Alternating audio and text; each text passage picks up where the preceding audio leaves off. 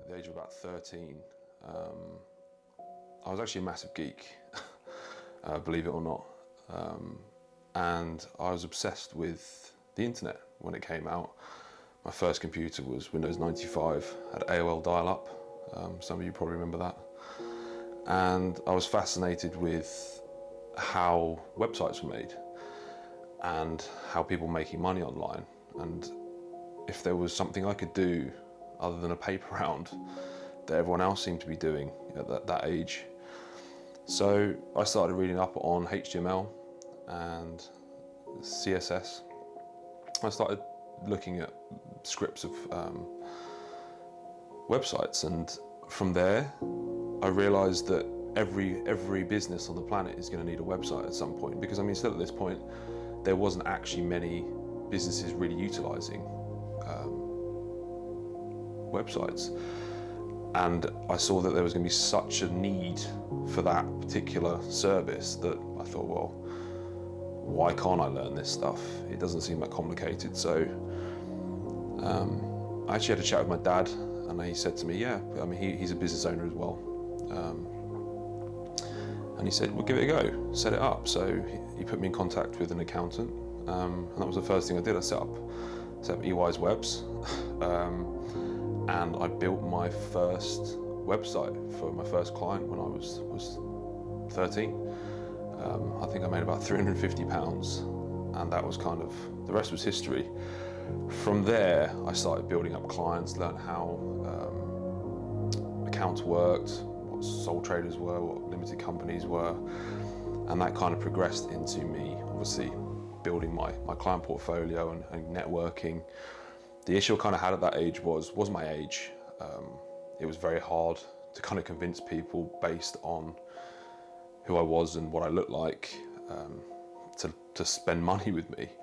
But sure enough, if your portfolio was good, which mine wasn't bad, my websites were pretty good, and they were getting better, I started winning more and more work, and that led me to kind of build a relationship with a man that set off my first big company, which was my lighting company, and that was kind of built on the premise that I could do the marketing and the web design.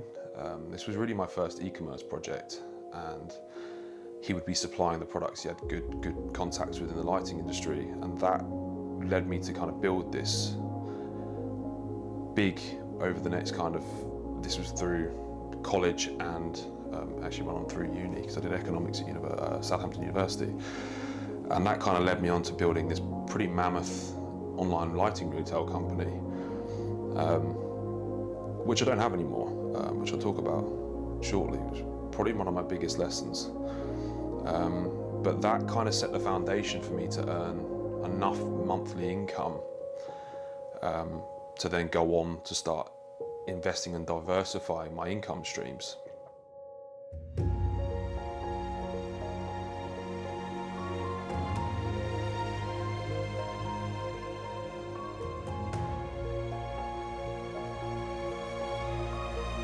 So EY's Webs gave me the platform and the network and the confidence to go into, obviously, the lighting company, which is my next venture. And I started that when I was 16. It was my summer holiday between secondary school and A-levels. I went to Basvik at Brighton and Hove, and all my mates were kind of elated that they'd finished secondary school and they were all going out having fun, doing whatever they were doing. Obviously we couldn't drive at that age, so we were still pretty restricted to push bikes and stuff. And I spent my entire summer holiday going through lighting catalogues, huge lighting catalogues from different wholesalers in the UK. And I had to take the information off of the catalogue and put it onto the e-commerce site that I'd built with Zencar. And and it was 15 hours a day. And not only that, I didn't have any good images, so I was requesting discs from the wholesalers. They had crap images, but I persevered, and I literally spent Monday to Sunday, 15 hours a day, taking everything out of catalogues and putting it online. And it was kind of my first real lesson in putting a lot in without getting anything out of it, knowing that you're going to do well in the future, or hoping you do well in the future. And by the time the sun was up, I had managed to get the merchant account put into the website. The website was bug-free, and I launched the site. So just when I'd started my A-levels, the site was live, and believe it or not, no sales. And that's when I kind of got into looking into marketing a lot more. Obviously, I built websites and everything else, and I hadn't really delved into the marketing side, which is a lot of what I do nowadays. If you've got the prettiest website in the world, and this is what I realized back then, it doesn't matter if no one sees it and you don't incentivize someone to buy from you, if you don't validate your service or the product or whatever it is that you're trying to sell. And I spent the next 2 years through college really learning how to market. Google AdWords at the time was such a good return on investment. I was reading Google AdWords for Dummies. I was on forums. I was on anything I could find to do with marketing. I was kind of learning, and it was all self-taught. I never went on a course. I never, well, other than anything that I found online, never spent any money on anything to learn. I learned Photoshop, self-taught Photoshop, self-taught Adobe Premiere Pro to a certain level, and that business really taught me a lot. I mean, that was the first limited company I'd set up.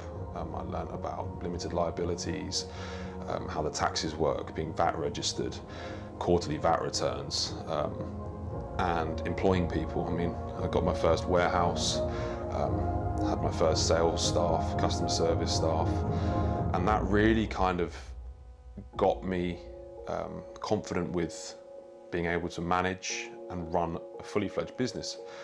And that's kind of testament as to where I've got to today, and it gave me, that particular business gave me the income to be able to start reinvesting into myself, into all the ventures that I'm doing now. But I think it was really important for me to kind of have that first break in business and experience to enable me to then push onto where I'm at now.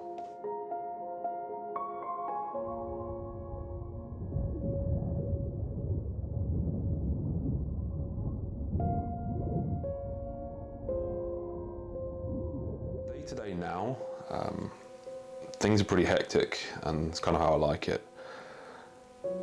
I've got several businesses, and there's a reason for that, which I'll go into in a bit, about obviously the things I've gone through from 13 to 28 that I am now, and the business decisions I've made have come through the lessons I've learned.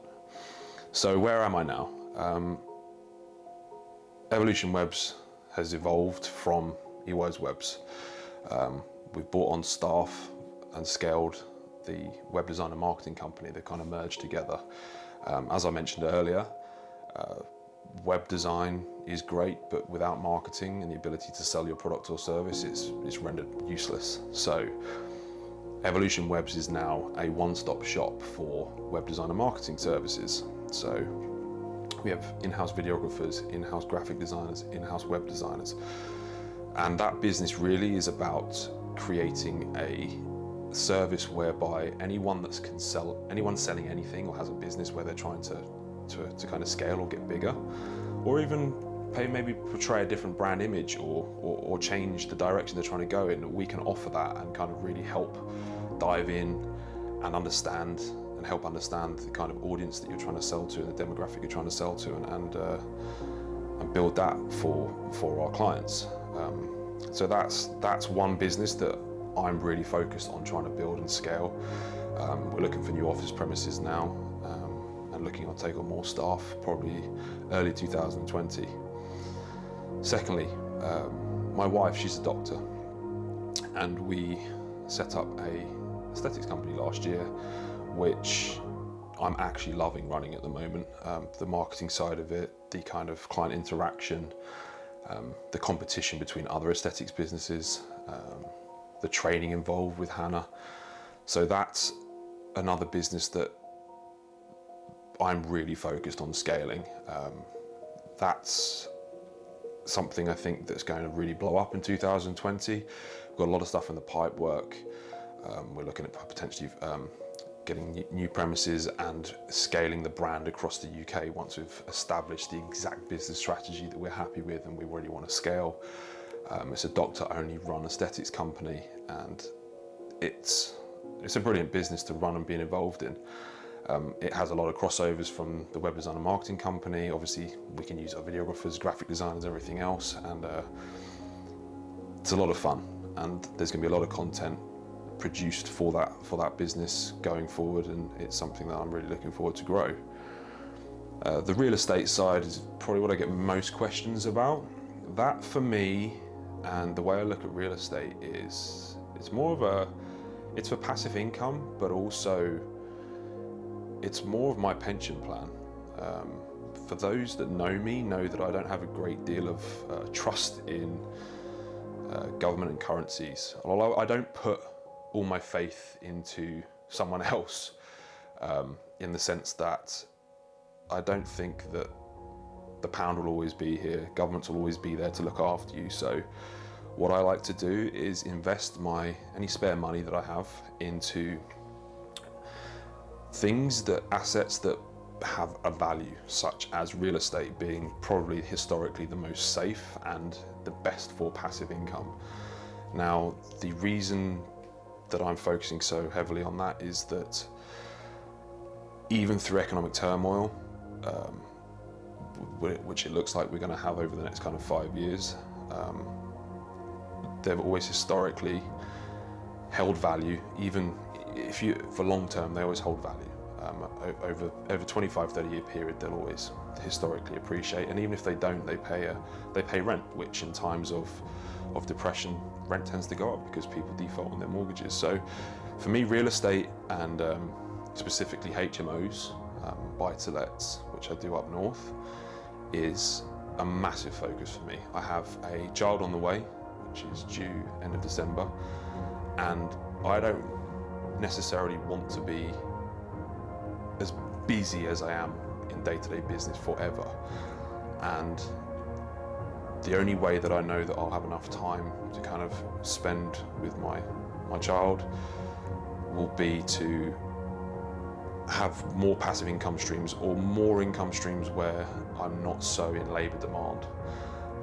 I do it now because I love it, but I know that if I can build the right team in the different businesses that I've got going,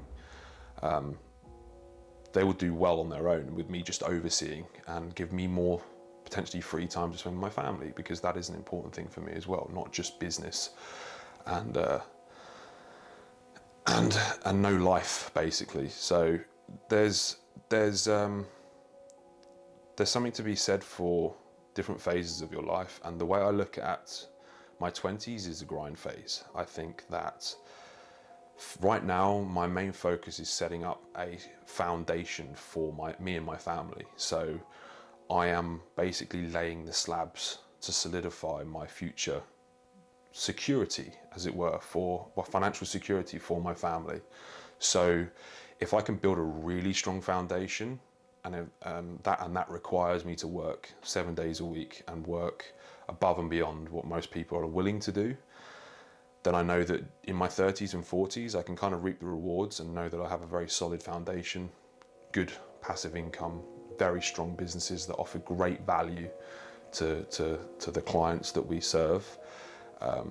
And that's kind of where I'm at right now in terms of my mindset and thought processes of doing business and future-proofing my businesses.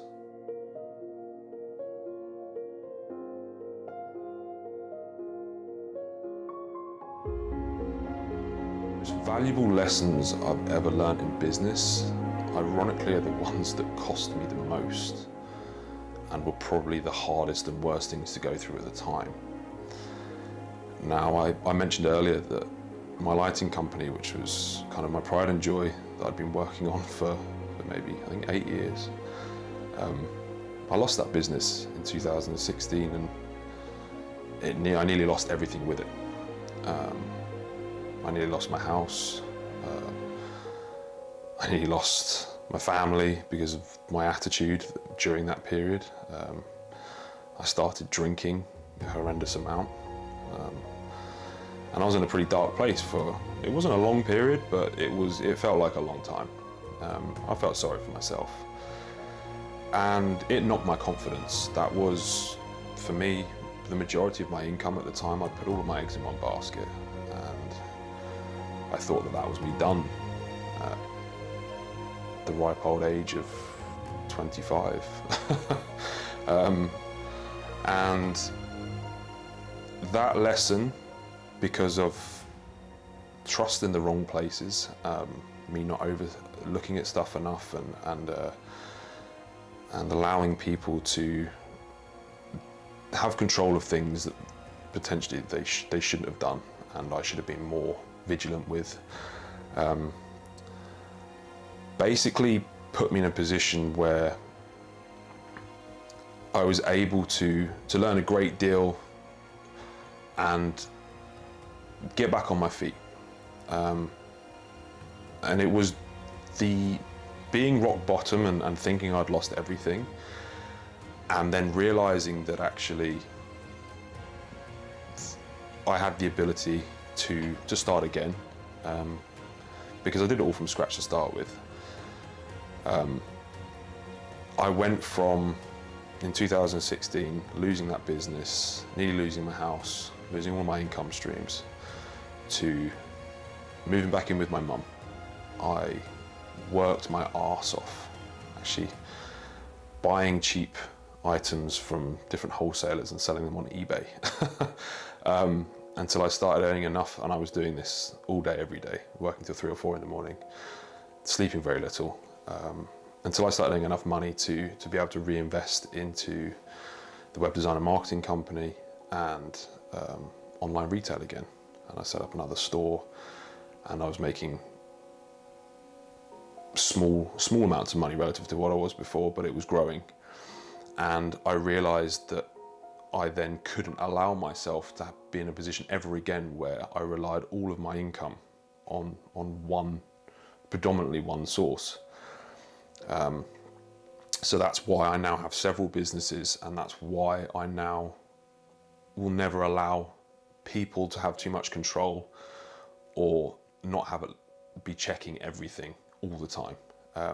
And as time consuming as that is, and as much as you trust people, business is business and money is money, and people will always have other agendas, and it doesn't matter who they are and how much you trust them.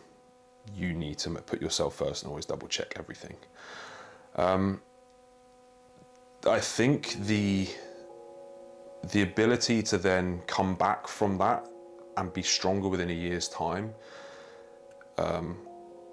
is probably the best confidence builder I can have, because knowing that you can lose everything and build it back in a short period of time reconfirms and validates to yourself that it's you that did it, it wasn't luck. And I'm not saying that people should try and lose or try and have adversity, but I do believe that a lot of the most successful people I've ever met, and ones that I've spoken to, have actually gone through crazy times of loss and have lost everything and come back. And once you've done that once, you know you can always do that again. And if you're smart enough to learn from those lessons, they should reduce the risk of those things happening again, or at least the same thing happening again. The mindset's similar, I think, in business to the gym. And those that do know me know that I have a massive passion for training, lifting, diet. I think it's partly a control thing, where I think as entrepreneurs and businessmen, we like to be able to control all variables, and the gym and your daily diet and kind of a fitness lifestyle, as it were, is quite a similar way of thinking and control as to business as well. And the mental fortitude that is required and the discipline that's required to go to the gym every single day, even when you're tired, even when you're suffering, and eat plain tasting crappy food when you're starving, hungry, and your friends and your family are having barbecues, whatever it may be, is an attribute that I think goes a long way in business, and is also something that I look for in people that I employ. There's something to be said for people that have the ability to get up every single day and get outside of their comfort zone.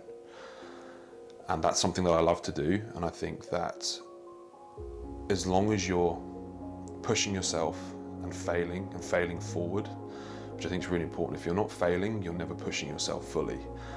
And that's a big lesson you take from the gym. If you never pick up a weight that you fail on, you're never ever pushing yourself to the limit, which means you're not stressing your body enough to grow. And that's the same principles that should be applied in business. If you're not failing at certain points, then you are definitely not pushing yourself hard enough. And it's healthy to fail to a certain respect. It's healthy to push yourself to the limits and learn from the mistakes of the failures and come back and do them again until you get it right, until you don't fail anymore.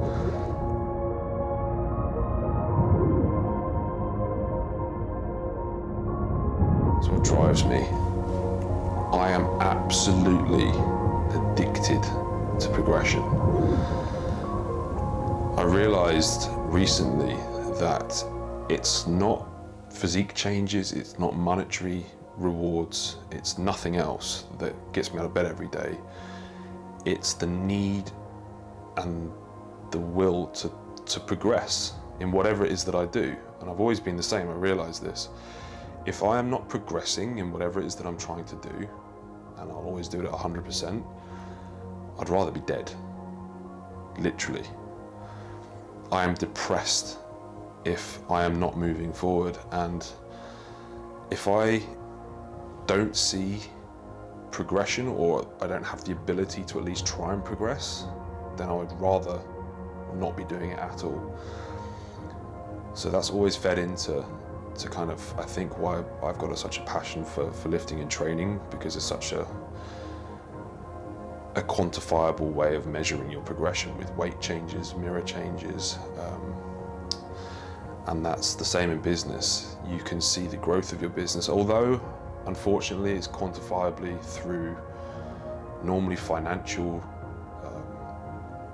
analysis. The progression of whatever it is that I'm doing is what drives me every single day. It gets me out of bed, it gives me purpose, and is definitely what makes me tick. That combined with the need and the want to have some sort of legacy. There's billions of people on this planet, and it would be lovely to be remembered for something that you are passionate about. And that's something I'm striving for. I'd like to get to the end of my life and be proud and be known and have a legacy for business and possibly something within the fitness industry, because those are two things that are incredibly important to me, and something that I am massively driven on trying to create something special from.